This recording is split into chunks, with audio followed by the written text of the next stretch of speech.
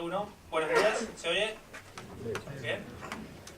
Bueno, en primer lugar agradecer a quienes han organizado la jornada. La verdad que pocas veces he hablado con un público tan cuantioso y es un desafío interesante, y además con un público viniendo del mundo sindical, de la lucha sindical. Me ha tocado otra vez hablar sobre educación en emprendimiento en otro sindicato. No diré qué sindicato porque esto es como el fútbol, ¿no? A ver si todavía no. Pero si voy muy rápido, notarán que el acento no es de por aquí. Si voy muy rápido, no sé, sí, me señaláis porque tengo tendencia a acelerarme. Bien, la presentación, voy a hablar brevemente sobre la cultura del emprendimiento, cómo Europa, la Comisión Europea, las instituciones europeas promueven la cultura del emprendimiento. Hice un trabajo de tesis sobre esta cuestión. Trabajo de tesis que generalmente nadie lee, entonces es una buena oportunidad venir y contar sobre qué hemos investigado y sobre qué hemos trabajado. Hay una tendencia en los últimos años a hablar mucho de emprendimiento, ¿no? Quienes tengan un poco más de memoria hacia el pasado dirán que quizá antes no era un término que estuviera tan presente, que no se hablaba cotidianamente, no había un bombardeo informático sobre la cultura del emprendimiento, sobre hay que devenir personas emprendedoras. Entonces podríamos caer en la tentación de pensar que es una moda. Se ha puesto de moda y pasará. ¿Ya? ¿Sí? Sería deseable que pasara la moda quizá, pero yo me temo que no, que es una estrategia. Lo que quería decir es que es una estrategia de mediano plazo que tiene un conjunto, como toda estrategia, un conjunto de actores que la impulsan, que tiene un conjunto de instrumentos y de acciones que la llevan adelante y que tiene un conjunto de objetivos. Entonces nos venden el emprendimiento como utilizamos la figura del caballo de Troya, y dentro del caballo con el caballo nos quieren vender una cosa, pero dentro hay otra. Entonces lo que voy a intentar hacer es ver cómo hay unos objetivos que son explícitos, que todo el mundo conocerá cuando se habla de emprendimiento, empleo, crecimiento, realización personal, etcétera, etcétera, pero cuando le damos un giro crítico vemos que hay algunas cuestiones que no cierran. En primer lugar, hablar de qué sucede en Europa, porque no es un problema local la cuestión del emprendimiento, está presente prácticamente a nivel global. O sea, hoy día no hay ningún país que no tenga algún programa sobre emprendimiento, difusión del emprendimiento en las instituciones educativas, en la universidad. Entonces uno se pregunta, ¿cómo puede ser que en un mismo momento, de pronto a nivel global, un conjunto de países estén hablando más o menos de lo mismo sin que en principio uno viera que se están poniendo de acuerdo? Y lo que sucede en Europa es lo que podríamos llamar el gobierno de la expertocracia, un conjunto de personas expertas a quienes se convoca y recomiendan la implementación de este tipo de medidas.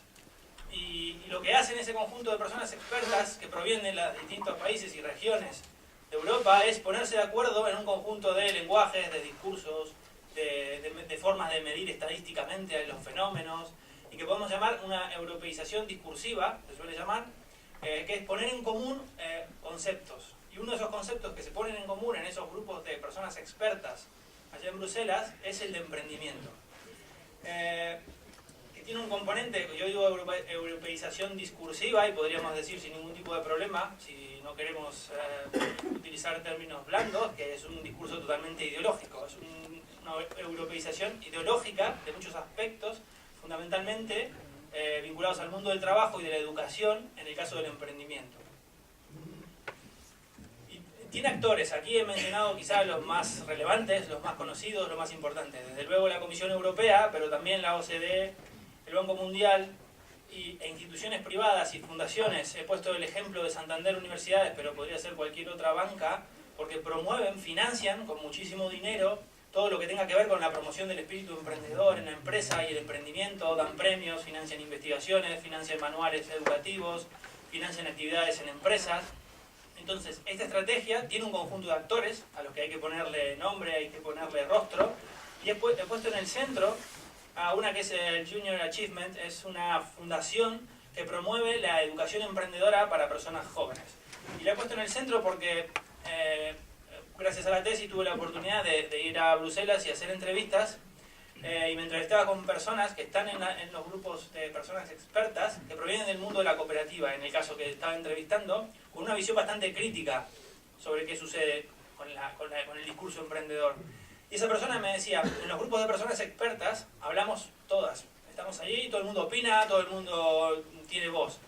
Pero hay algunas que determinan la agenda y que se sientan cerca siempre de la jefa o del jefe, y esta institución en concreto, la JAIE, se suele decir, esta que está en verde en el centro, que el logo quizás les resulta familiar, curiosamente sus documentos privados, los documentos que formulan como fundación, se parecen mucho, en muchos casos, a los documentos públicos que publica la Comisión Europea. ¿Qué sugiero con esto? Que hay determinados grupos de presión, grupos de poder, que están muy vinculados al mundo económico e internacional. Esta fundación surge en Estados Unidos y tiene sede en Estados Unidos y participa del mundo del lobby en Bruselas. Si alguien tiene oportunidad de ir a Bruselas, hay un tour de lobbies, pueden conocer todas las empresas donde están ubicadas, que hacen presión y lobby en la Comisión Europea para que se tomen determinadas decisiones. Y este tipo de fundaciones tienen muchísimo poder a la hora de definir qué se va a llevar a cabo en materia educativa y qué tipo de medidas deben tomarse a cabo para supuestamente mejorar el mundo del trabajo y del empleo. Entonces, tenemos por un lado a los actores. Luego, nos dicen que el emprendimiento tiene un conjunto de efectos. Tendría muchísimas propiedades. El emprendimiento genera empleo, genera crecimiento, genera riqueza, genera cohesión social y genera, y también me interesa particularmente porque hablamos de cultura emprendedora, nos prometen o nos dicen que genera la realización personal. Si tú no te sientes muy bien, no te encuentras muy a gusto, si emprendes te puedes realizar como persona. La realización personal a través de una actividad económica o de un emprendimiento. Veo que hay personas que asienten esto, la cuestión de la felicidad, del emprendimiento y la felicidad, el emprendimiento mejora la autoestima, tendría un conjunto de propiedades, casi más propiedades que la aloe vera, que en su momento se descubrió que tenía muchas. Aparentemente el emprendimiento, cuando leemos los documentos y escuchamos a las personas que lo promueven, tendría innumerables beneficios. Pero si le damos una vuelta, vemos que quizá no es así. La estrategia emprendedora en políticas públicas tiene dos grandes ejes. Por un lado, lo que se suele llamar, hay que generar, lo habrán oído, un ecosistema que favorezca el emprendimiento. Hay que generar un entorno favorable para que se creen nuevas empresas. Esto significa dar facilidades administrativas, dar beneficios fiscales e impositivos, dar líneas de crédito, generar un entorno flexiseguro, y este término se usa, es una contradicción en los términos. Cuando hay flexibilidad en el laboral, no hay seguridad. Pero se han inventado un término que pretende hacernos creer que las dos cosas se conjugan muy bien y que puede haber flexibilidad y seguridad al mismo tiempo. Un entorno flexiseguro sería favorable para el desarrollo del emprendimiento. Y luego la información, mucha información sobre apertura de negocios, oportunidades de empleo, para emprender. Todo el tiempo nos intentan promover modelos culturales de personas que han emprendido con éxito, para que hay que imitar a estas personas que se han esforzado mucho, etcétera, etcétera. Todo eso que son quizá acciones que parecen desagregadas, responden a una estrategia de conjunto, responden a una lógica, a un grupo de personas o instituciones que lo están diagramando, lo promueven y lo financian. Y el otro gran eje del emprendimiento, que es un poco la temática de hoy, tiene que ver con la cultura. Y hay una frase que a mí me interesa mucho en un documento europeo, que dice: para mejorar sus niveles de empleo y recuperarse de la crisis, Europa necesita una amplia y profunda revolución cultural. Aparentemente el problema de la economía radica en la cultura. Y luego vamos a ver que esa cultura supone adoptar un conjunto de actitudes y de conocimientos y de competencias, que es otro de los términos de moda, y abandonar otros. Entonces es ahí donde vamos a tener. Pero cuando nos dicen que hay que hacer una revolución cultural, ¿qué cultura nos piden dejar atrás? Vamos a ver luego que es la cultura que tiene que ver con el vínculo salarial, las instituciones del derecho del trabajo, las asociaciones, todo lo que tenga que ver con el mundo sindical, es lo que habría que abandonar para lograr una nueva cultura. Entonces el aspecto cultural, que muchas veces parece una cuestión etérea, es uno de los grandes ejes de esta estrategia. Y el objetivo explícito, lo que se plantean es: hay que cambiar las mentalidades. Necesitamos que las personas tengan otras mentalidades para poder crecer económicamente y generar empleo, ¿sí? Bien. Una de las cuestiones interesantes es ¿qué es el emprendimiento? ¿Qué es un emprendimiento? Y cuando vamos al menos a las estadísticas y a las publicaciones que se refieren al emprendimiento, nos encontramos con una diversidad sumamente heterogénea de realidades que caben dentro del concepto de emprendimiento. Pero antes de ir a esas realidades, quisiera mencionar, lo importante es que cuando hablamos de promover una cultura y una sociedad emprendedora, se habla de un desplazamiento, de un devenir, de una transformación. Hay que dejar algo para ir hacia el emprendimiento. Y por eso se interpela igualmente a personas que se encuentran en desempleo. Hay programas de emprendimiento para personas paradas de larga duración, por ejemplo, y personas asalariadas. Habrán oído hablar del intraemprendimiento, de esa persona que está dentro de una organización empresarial, dentro de una fábrica, una empresa de cualquier tipo, y se le anima a que salga, digamos, de lo que se suele decir, ¿no? Hay que salir de la zona de confort, otra de las cuestiones que se repite mucho en materia de emprendimiento, y animarse a arriesgar. Hay que amar la cultura del riesgo, etcétera, etcétera, ¿sí?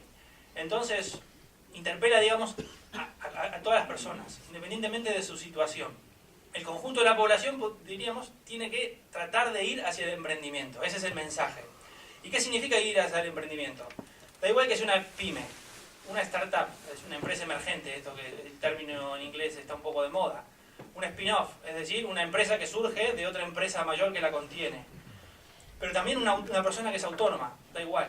O las empresas de la economía social. He puesto como ejemplo las cooperativas, y es curioso, sería quizá para otra charla otro día, pero el movimiento cooperativo se ha visto muy permeado por el discurso del emprendimiento y en muchos casos lo ha adoptado con una postura bastante acrítica, pensando que es lo mismo el cooperativismo y el movimiento emprendedor y la economía social. Lo dejo ahí, no es el tema de hoy, pero es una cuestión interesante de debatir.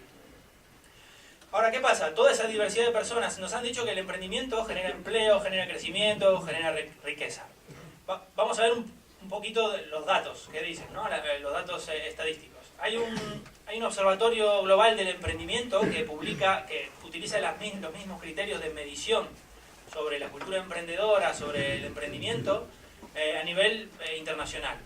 ¿Sí? He cogido la gráfica que corresponde al informe del 2017, si no me equivoco, de País Vasco, de la comunidad autónoma. Si vemos, sin enrollarnos demasiado, vemos que en ambos casos hay la gráfica de la izquierda son las empresas consolidadas, en fase inicial, ¿sí? Es decir, que tienen menos de 24 o 48 meses, ahora no lo recuerdo, y el otro gráfico son negocios ya consolidados, más de 48 meses. En ambos casos, el conjunto de esas empresas o de esos emprendimientos son unipersonales, es decir, una persona y no tiene empleados o personas empleadas a cargo. Y lo que le sigue son microempresas, con hasta 5 empleados. En el total suman más del 70 o incluso el 80%, según el caso y según cómo lo miremos. ¿Esto qué quiere decir? Que la cuestión de esa que del emprendimiento genera empleo, no sé si el gráfico apoya esa idea. Lo que está generando es un número creciente de trabajadoras y trabajadores autónomos. Y ahora vamos a ver qué tipo de consecuencias tiene eso. Habrán oído quizás la idea esta de que hay que liberar el espíritu emprendedor de la sociedad para crecer, para generar empleo. La idea de liberación de un espíritu que estaría atado o sometido. Yo propongo reinterpretar esta idea de liberar el espíritu. En lugar de generar un entorno propicio, yo diría que la liberación de la cultura emprendedora se hace al precio de la desprotección del empleo. Cuando uno ve qué tipo de medidas se toman para liberar la cultura emprendedora, lo que se está diciendo, no se está diciendo, pero se está haciendo, es intentar desproteger el empleo. ¿Sí? Por eso cuando digo la proliferación de personas autónomas, con todo, con esto no estoy diciendo que no tengo nada en contra del trabajo autónomo. Ahora, ¿qué pasa? Cuando el trabajo autónomo no es una opción, sino casi una especie de última alternativa, lo que estamos haciendo es saliendo del marco de las instituciones del derecho del trabajo y pasándonos al derecho mercantil. El sueño liberal, el sueño neoliberal, es una sociedad de personas trabajadoras que fueran autónomas, donde las puedo contratar y despedir, contratar por una semana, por un día, por horas y despedir. O sea, el mecanismo y el crecimiento de los autónomos va un poco por ese lado. Y se han oído hablar de todas las discusiones que hay en torno a Deliveroo o Globo, a todas las empresas de repartición, ¿no? Con los falsos autónomos, un conjunto de discusiones que lo que están poniendo sobre la mesa es que el gran capital, porque son empresas de grandes capitales transnacionales, están apostando a un modelo de trabajo basado en los falsos autónomos. Los falsos autónomos, saben, no tienen ni representación, bueno, hay representaciones sindicales, pero hay toda una cuestión ahí si es un falso autónomo, si hay convenios, si no hay convenios, sabrán eso mejor ustedes que yo, pero la cuestión es que el autónomo es, desde el punto de vista del trabajo, se supone que es un igual que contrata con un igual. Una multinacional contratando con una persona autónoma, desde el punto de vista legal, contratan entre iguales. Es el sueño liberal de la liberalización completa de la relación de trabajo. Entonces, cuando nos hablan de liberar el espíritu o la cultura emprendedora, tenemos que pensar, esto suena más a intentar desproteger el empleo y desproteger el trabajo que a liberar algo que traiga necesariamente beneficios positivos.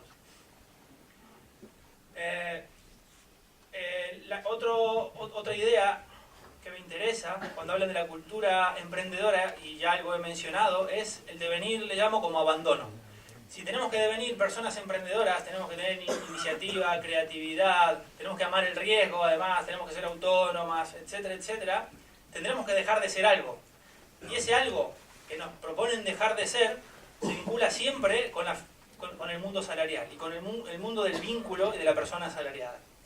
Es decir, abandonar el interés del empleo asalariado en beneficio del empleo autónomo, abandonar la seguridad en beneficio del riesgo, abandonar lo que le llaman la dependencia en beneficio de la autonomía y la iniciativa. Y si llegáis a leer abajo, es un documento sobre educación emprendedora en la universidad, y la frase final a mí me dejó un poco, no sé si impactado, pero es una frase que por lo menos hay que analizar. Es una frase que analiza el marco de la crisis y el desempleo juvenil. Y dice, la regeneración de la economía es actualmente un asunto prioritario para todo el país. Aunque la responsabilidad de las administraciones públicas es muy amplia en este campo, resulta urgente reactivar la sociedad civil. Para ello es necesario, entre otras cosas, terminar con una tradición cultural que premia la seguridad, la rutina y el empleo por cuenta ajena frente a la cultura del riesgo, la creación atrevida, de la innovación y de la creación de empleo.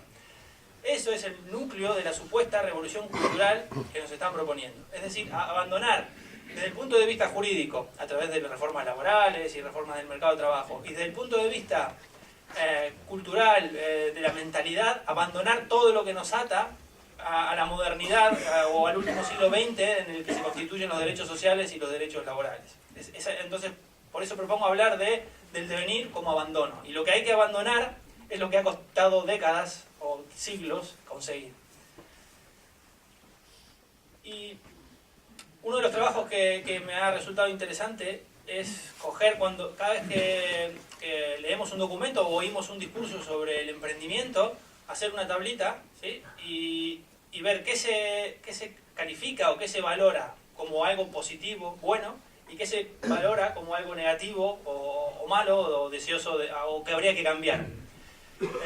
Entonces, cuando construyo la tabla, me encuentro, esto es un breve resumen, con que el modelo del trabajo asalariado y de la persona que tiene un trabajo asalariado se asocia a la seguridad, pero se le da una connotación negativa, a los mecanismos aseguradores colectivos, a la socialización de los riesgos. Los sindicatos son parte de la socialización de los riesgos, es decir, entender que los riesgos sociales son un problema del conjunto y no del individuo.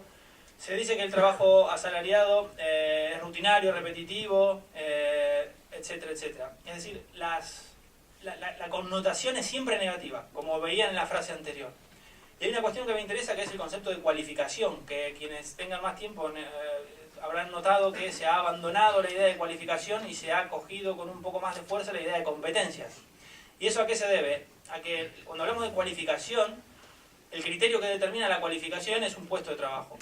Pero cuando hablamos de competencias, lo que determina las competencias es el propio individuo. Entonces hay un desplazamiento de las responsabilidades y de toda la carga de la situación social de una persona en el propio individuo. Por eso es normal la culpabilización de una persona que se encuentra en desempleo. Con toda esta lógica argumentativa, lo que se dice es, si una persona se encuentra en desempleo es quizá porque no se ha esforzado lo suficiente, porque no se ha esforzado bien, porque no ha valorado sus competencias, porque no se ha reciclado, porque no ha sabido, etcétera, etcétera, etcétera. El desplazamiento de la culpabilización política de lo colectivo hacia lo individual es típico del discurso del emprendimiento. ¿Y esto qué genera? A nivel individual, a nivel subjetivo. ¿Sí? Hay un autor que me interesa mucho, un autor francés que se llama Michel Foucault, da igual, que habla del empresario de sí mismo. lo que quiere la cultura de empresa, lo que quiere la cultura emprendedora es que cada individuo, cada persona se asuma a sí misma como si fuese una empresa. Pero no solamente en el mundo laboral. Nos dicen, hay que comportarse como una empresa en la familia, en el conjunto de relaciones sociales, desde luego en el empleo. Es decir, hay que hacer como si la sociedad fuera un conjunto de pequeñas empresas. Y cada individuo debe tratarse a sí mismo como si fuera una empresa. Y hay pequeños rasgos de nuestra cultura contemporánea que, a ver, no quiero exagerar, pero por ejemplo, si alguien tiene aquí un reloj que le cuenta los pasos y le dice, hoy no has llegado a los 8.000 pasos. Ese es típico de la cultura del rendimiento. La idea de una persona empresaria de sí misma es que tiene que mejorar todo el tiempo su propio rendimiento. Tengo que rendir más. Tengo que rendir más en el trabajo, tengo que rendir más en el estudio. Hoy caminé 6.000 pasos, me faltan 2.000, mañana tengo que caminar 10.000, etcétera, etcétera. Es la cuantificación y el intento de rendir cada vez más. Y una de las cuestiones que se debaten y que es un tema polémico en el mundo del empleo es atar, y el sueño, otro sueño liberal, atar el salario al rendimiento. Si rindes, cobras, si no rindes, no cobras. Es decir, nada de salario mínimo, todo ese tipo de cuestiones se quieren desnormativizar, por decirlo bien, y atar, por ejemplo, el salario al rendimiento individual. Eso es otro de los grandes sueños liberales. Y hay una cuestión, con toda esta presión por el rendimiento, vamos hacia la autoexplotación. Y he puesto ahí una figura del Roto que me gusta mucho, que dice, no se deje explotar, explótese usted mismo. Si no lo hace otro, hágalo usted mismo. Entonces, ¿a dónde quiero ir? Habrán oído que una de las grandes, el crecimiento de enfermedades como la depresión por causas no fisiológicas, el estrés, la ansiedad, los ataques de ansiedad, etcétera, etcétera, en la última década han crecido de manera exponencial. Son las grandes enfermedades del siglo XXI. Y son enfermedades que surgen precisamente de esta autoexplotación, de esta presión interna todo el tiempo por rendir más en todos los ámbitos de la vida. Y la contracara del emprendimiento es, curiosamente, hay autores que lo analizan, la contracara de esta persona que tiene iniciativa, tiene creatividad, se arriesga, quiere cumplir sus sueños, etcétera, etcétera, digamos que nos dibujan con la idea de un emprendedor. Su opuesto es una persona deprimida, una persona que no encuentra dentro de sí misma las fuerzas para actuar. Hay autores que señalan que el crecimiento exponencial de un tipo de depresión, de enfermedades depresivas de origen no fisiológico, tiene que ver con la presión cultural todo el tiempo por rendir más. Tenemos que ser todo el tiempo más rendidores y rendidoras. Y una de las últimas cuestiones, porque entiendo que ya estoy justo de tiempo. Pues unos 5 minutos. 5 minutos, bien. 7 minutos.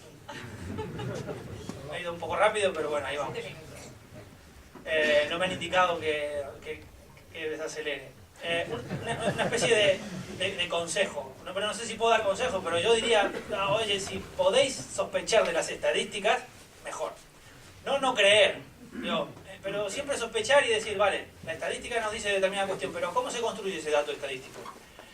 Y hay una cuestión que me pareció interesante, porque estaba oyendo, no recuerdo, se refería a cualquier país, y decía, su iniciativa emprendedora es muy baja comparada siempre con Estados Unidos, desde luego, el sueño, ¿no? La cultura emprendedora por excelencia, su iniciativa emprendedora es muy baja con respecto a los Estados Unidos e incluso a China, que comparar países occidentales con China es, bueno, comparar no peras con manzanas, sino imposible. Pensemos en lo que es el mercado de trabajo en China, lo que es la producción en China, en fin. Pero bueno, para las estadísticas da igual. Si quieren argumentar a favor de algo, da igual. La cuestión es que decía, hay baja iniciativa emprendedora. Digo, bueno, vamos a ver cómo se mide la iniciativa emprendedora. Y hay una encuesta armonizada a nivel europeo que lleva adelante Eurostat y que este indicador en concreto se construye de la siguiente forma. Es una encuesta telefónica, se llama por teléfono, coge una persona y le preguntan, independientemente de su situación laboral actual, si usted tuviera que elegir entre ser una persona asalariada o ser una persona autónoma, ¿qué elegiría? Y la mayoría de las personas decían, pues yo prefiero ser asalariada. Eso significa, se construye un indicador que significa que esa persona tiene baja iniciativa emprendedora. Da risa, pero son estadísticas oficiales. Por eso digo sospechar de las estadísticas. Entonces, la pregunta tal cual en Eurostat, se puede ver en el cuestionario, es si usted pudiera elegir, ¿qué elegiría? Y si elige asalariado, baja iniciativa emprendedora. Entonces, esta comunidad no es que tiene unas buenas condiciones salariales, que tiene buen funcionamiento de las instituciones del derecho de trabajo, sino que tiene baja iniciativa emprendedora. Y cuidado, porque si decimos que entonces hay que elevar los índices de iniciativa emprendedora, a lo que se va a apuntar, desde la cultura, desde la formación, es a que las personas vean el trabajo asalariado como algo que no es del todo agradable e intenten ver el empleo autónomo o el emprendimiento como algo positivo. Me voy a realizar a través del trabajo autónomo, etcétera, etcétera. Ahí hay una disputa cultural que es sumamente importante y una disputa educativa porque las instituciones educativas están permeadas de norte a sur, de este a oeste, por el discurso del emprendimiento. Desde del primario, el secundario, la educación superior, universitaria y no universitaria. Siempre está presente el discurso del emprendimiento. Y ya casi para acabar, porque me quedará ya un minuto, señalar... 5 minutos tienes, ¿Sí? Sí, sí, sí. Vale. Señalar que esto del emprendimiento no es algo... A ver, el término emprendimiento se podrá rastrear, no sé, igual al siglo XVII, XVIII, no sé, en los manuales de economía, igual aparece, digo. Pero tal y como lo entendemos, tal y como lo he descrito brevemente, es un invento relativamente reciente, podríamos decir de los años 80 o 90. ¿Qué pasaba antes? Porque el emprendimiento, y hay un autor, un economista, Schumpeter, aquí el compañero es economista, por eso lo miro para ver si estoy en lo cierto, que hablaba mucho de emprendimiento, se asocia mucho el desarrollo del emprendimiento a Schumpeter. Pero el modelo de emprendimiento que proponían en la década de... a partir de la segunda mitad del siglo XX hasta los años 90, era un emprendedor que convivía, digamos, en una sociedad donde predominaba la gran industria, donde predominaban fundamentalmente las relaciones salariales de tipo... el tipo de empleo asalariado, ¿sí? Y donde se decía que una persona emprendedora era casi una especie de excepción, una cosa rara, avis, había por ahí algún loco que se le ocurría, una loca que se le ocurría alguna idea y la llevaba adelante, mayoritariamente hombres, hay que decirlo, pero no era algo que a Schumpeter no se le hubiera ocurrido en ningún caso decir todos aquí deben ser personas emprendedoras porque bla bla bla, ¿sí? Y hoy día es lo más normal, lo más probable es que si viene aquí un coach, porque también el mundo del coaching está muy vinculado al mundo del emprendimiento, o de los recursos humanos, diría, bueno, es importante que aquí todos tengamos iniciativas, seamos personas emprendedoras, tengamos ideas que beneficien a la empresa y que podamos desarrollar y hacer otra empresa, etcétera, etcétera. Entonces lo que quiero señalar fundamentalmente es que esta idea no es tan vieja, es una idea que tiene 3 o 4 décadas, que a Schumpeter, uno de los referentes del emprendimiento en el capitalismo industrial, no se le hubiera ocurrido en ningún caso decir que todos tendríamos que ser personas emprendedoras. Y lo último es lo que se llama la falacia del superviviente, porque veis aquí Apple, ¿no? Lo típico de decir, es que Steve Jobs comenzó en un garaje. Si él comenzó en un garaje, todo el mundo aquí tendrá un garaje, o un hermano o un primo con un garaje, os metéis en el garaje, tirás para adelante y saldrá un Apple, ¿no? Es un poco el discurso. Pero nos cuentan la historia de Steve Jobs, y he puesto el témpano allí, porque Steve Jobs es la puntita del témpano, pero debajo hay montones de garajes hipotecados y probablemente desahuciados y cerrados, y ¿sí? Y hay un montón de decepción, frustración. Entonces, la falacia del superviviente, porque también es muy típico del discurso del emprendimiento, contarnos historias muy guays. Qué bien, esta persona lo intentó, se esforzó y lo logró. Pero hay que contrapreguntar, ¿y cuántas personas lo intentaron y se embargaron y sufrieron un desahucio o fue mal y endeudaron a la familia, hijos, hijas, etcétera, etcétera? ¿Sí? Es decir, sin llevarlo a la caricatura, cuando nos cuentan las historias positivas, hay que tener en cuenta que detrás hay muchísimas más historias negativas. Por lo tanto, fomentar algo, lo que se sabe que tiene un nivel, digamos, de problemático y traumático como el emprendimiento, debe ser mirado con cierta sospecha. Muchísimas gracias, Ricasco.